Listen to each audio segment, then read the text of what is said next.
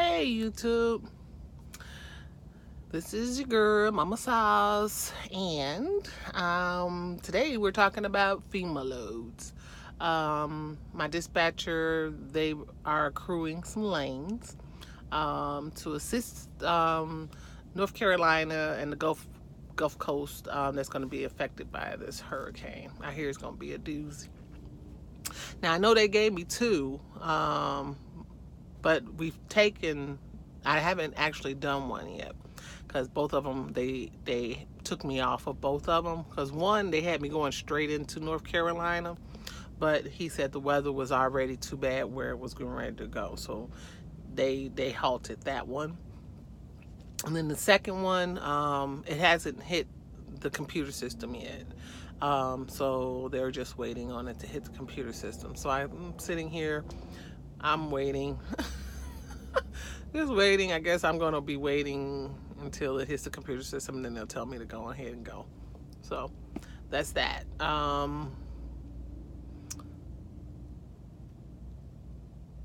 Yeah.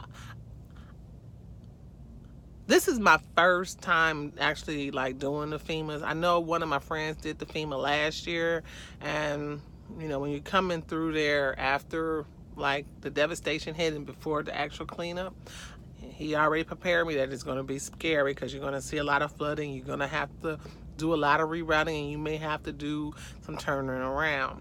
And so I'm trying to prepare myself like mentally, you know, for that, because I remember he had posted something on Facebook, and it was showing how the water, you know, the road was just starting to get like visible, and he was driving through it real slow, and he was talking about how scared he was because he said he knew that on the sides it went down. So he's like, if the water was that high and it was just barely like hitting the road, he knew that was a lot of water sitting on the sides of them. And then a couple of times he said he had to turn around, you know, so if you're on a highway and it's only 2 lanes and you know it's still kind of flooded, and you gotta turn that joker around.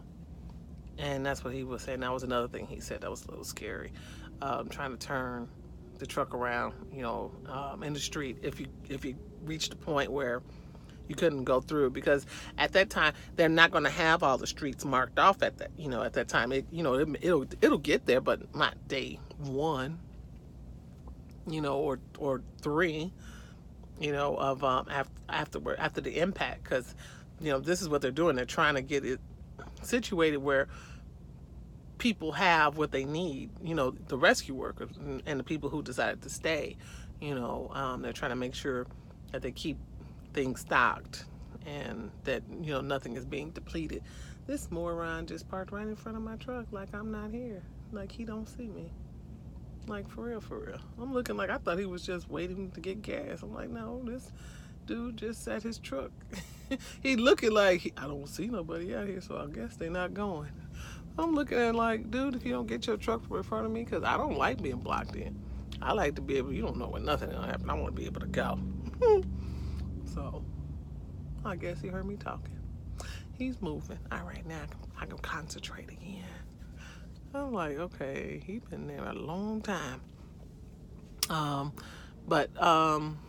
Yeah, back to the FEMAs. So FEMA right now, it seems to be, if you can catch a FEMA load, they seem to be paying like $220 to $250 a mile on the FEMA loads. They don't seem to be going that far, because both of the loads that I did have seems to be doing 400 to 500 miles. It's not that far, which is good. That means you can, you know, the way I'm gonna try to do is try to do one a day. Because if I can do one a day, that's good money. I made a decent amount of money for the week. So that's going to be the goal. I had to talk to them today because the load that they gave me, that they were trying to give me, it had a double drop off. One drop off was tomorrow, and then the second drop off was Friday. And I had to call, and I was like, hey, You know, if this one load is due in at 7 o'clock in the morning tomorrow, can I drop the other one off by noon? Because that didn't make any sense to be sitting here a whole day from 7 a.m.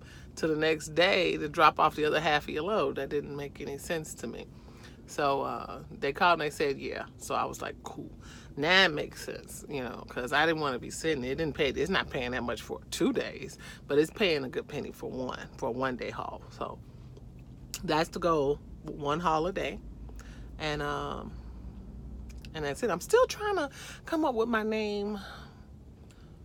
I gotta sit down and get my my paperwork together. I'm just trying to get everything together. I'm trying to go and do my own authority eventually.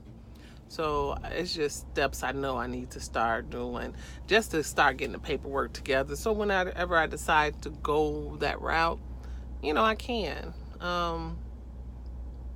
Right now, I just want to take my time and figure it out, learn the process, learn negotiation, learn dispatching. They don't like us self-dispatching too much, but I do practice runs. I still will call them up. You know, nobody's actually taken my offer yet, but for me, it's just practice, you know. Practice talking, seeing what they want, what information that they're going to need, and things of that nature. So it's all I don't know, I'm still learning it, but eventually the goal is to run on my own authority. I'll probably still will work with the dispatchers, you know, here, because I get along with them. I like them. Right now everything's good, but I just want to, you know, wean myself off of so much self-dependency and you know, become a real trucker where you're doing everything on your own. So that's the goal. That's my goal, to get that up and going and everything, and see how that works. So please like, share, subscribe. I'd really appreciate it. Thanks. Bye.